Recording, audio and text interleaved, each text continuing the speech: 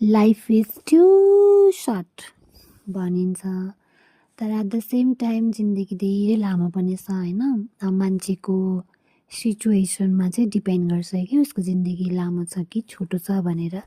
खैर जिन्दगी लामो होस् छोटो होस् जेसुकै होस् होइन, जिन्दगी रहन्जेल चाहिँ आफ्नो पुरा गर्न सक्ने इच्छा आकाङ्क्षाहरू छ भनेदेखि चाहिँ त्यसलाई चाहिँ पुरा गर्नु नै पर्छ, लाइफ रहँदासम्म भनिन्छ नि त।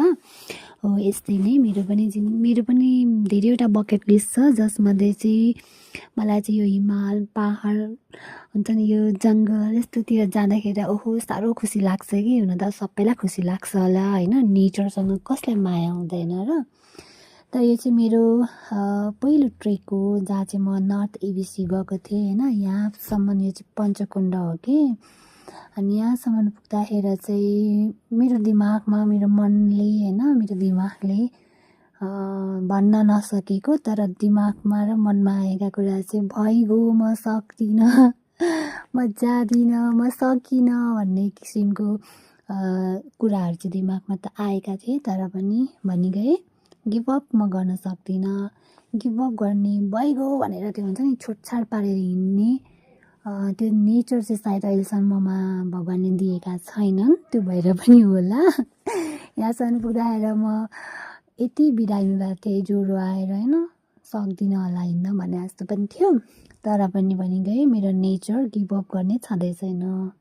त्यही भएर म यहाँसम्म पुगेँ। अनि यहाँ जब मैले त्यो देखेँ नि, माई गुडनेस मेरो सारा थकान गयो कि कहाँ गयो थाहा छैन। मैले सिन जब नजिकबाट देखेँ यो क्याम्प होइन, पञ्चकुण्डको लेक देखेँ, पञ्चकुण्ड लेक देखेँ, त्यो पछि त मेरो सारा त्यो बाटोमा म 2-3 ठाउँ लड्या पनि थिएँ त्यत्रो चिसोमा, त्यो सबै मैले बिर्सेँ। नर्थ एबिसी पञ्चकुण्ड लेक यति देख्दाखेरि म यति खुसी होइन, यति खुसी म बयानै गर्न सक्दिनँ कि, शब्दमा म बयानै गर्न सक्दिनँ म कति खुसी थिएँ भनेर।